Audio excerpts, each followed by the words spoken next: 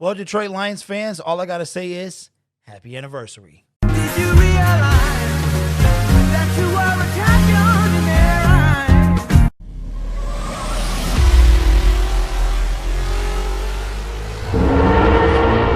eyes? Subscribe to the members of ISN. Now, Lions fans, it's that time of year. Lions fans like to stay in the past, especially me. When your team is horrid, like they were in the past, you just can't seem to get out. And for me, I was on Twitter today and was reminded that today is the 5th anniversary of the Miracle in Motown Hail Mary. Now, the NFL will claim this video and I will receive no monetary compensation, which is cool because sometimes you just got to do what you got to do. So I would like to look at this video and show you guys what you already knew. Now, I know that a lot of Packers fans are going to come in here and defend their crybaby quarterback and their team. And I'm okay with that, all right? But as a Detroit Lions fan, we have been on the losing side of a lot of calls that shouldn't have gone the way that they have. The Dallas call in 2014, and a year later, less than a year later, actually, this was later the same year that the Dallas game happened. So we are definitely 2 games that we won't forget anytime soon. But I wanted to look at this video and I wanted to show you guys, according to the NFL, why this play should have never been allowed to happen. But we already know that Aaron Rodgers gets all the calls. We already know to some extent the National Football League has a little bit of conspiracy going on, it's a little rigged, and we know that, okay? Maybe even a lot rigged. But this game and this call and this play was all about Aaron Rodgers and the Green Bay Packers. This play should have never, ever happened.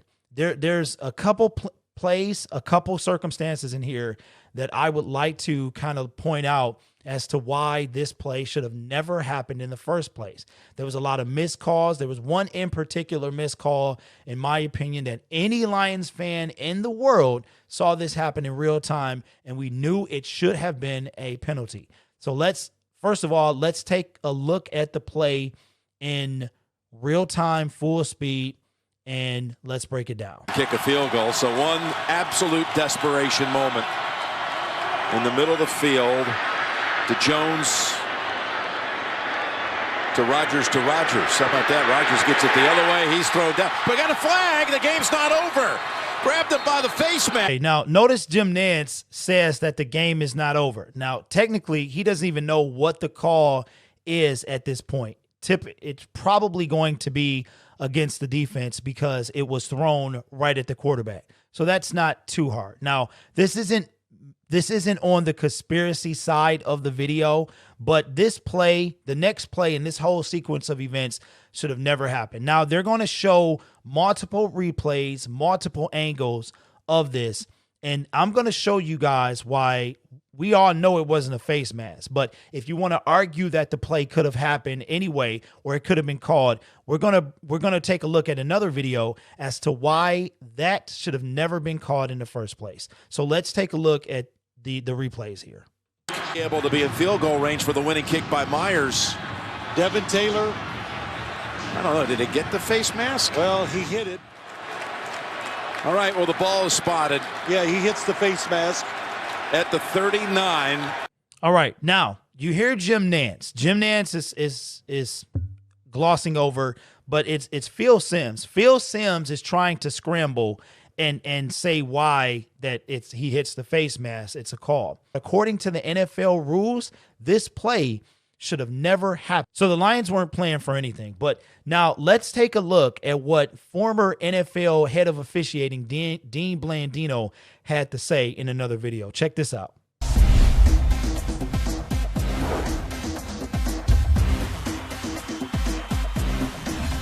In clothesline play, a player may not use his hands above the frame of an opponent to contact him in the head, neck, or face with force.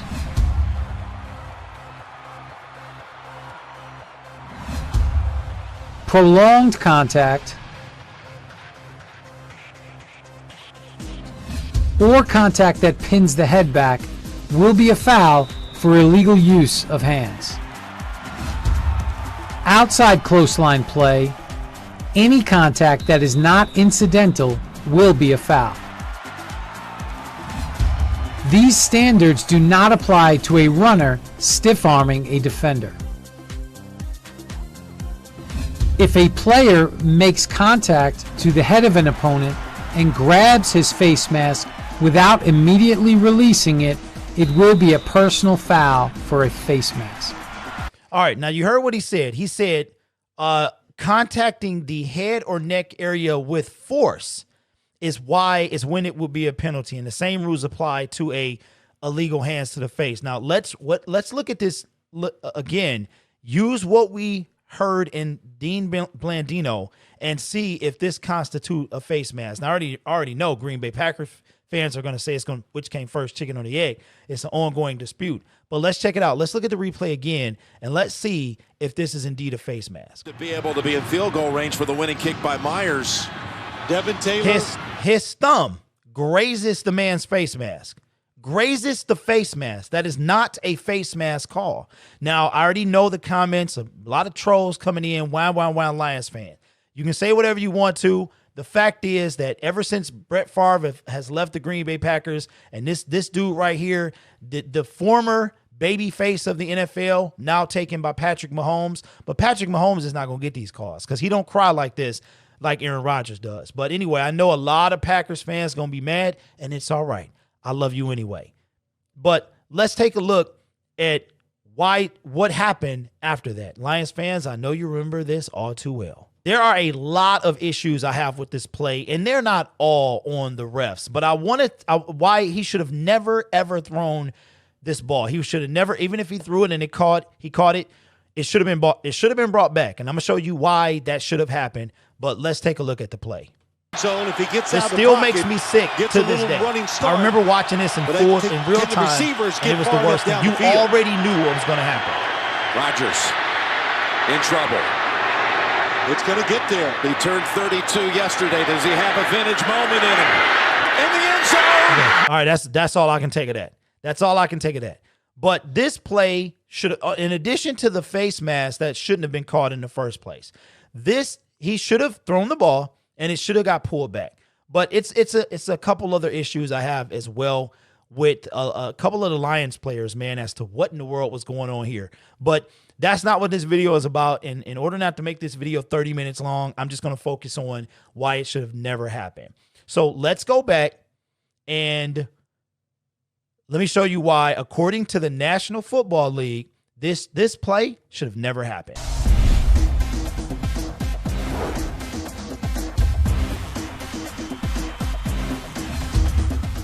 A player may not block an opponent in the back above the waist, or use his hands or arms to push an opponent from behind in a way that affects his movement.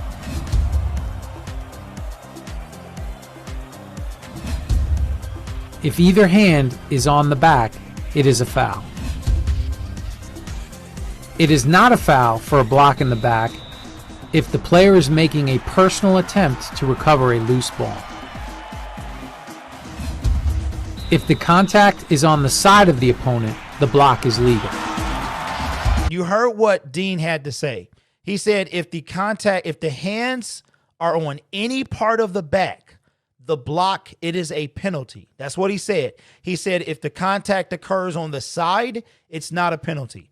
But keep in mind that definition, according to the National Football League, if the hands are on any part of the back, it is a penalty. And I want you guys to see why this play, again, twice now, should have never happened. But I'm only doing this, Lions fans, because today is the 5th anniversary of this event. So I thought it would be a good, we still haven't got over it, as you can see. But I wanted to reflect on this 5 years later, okay?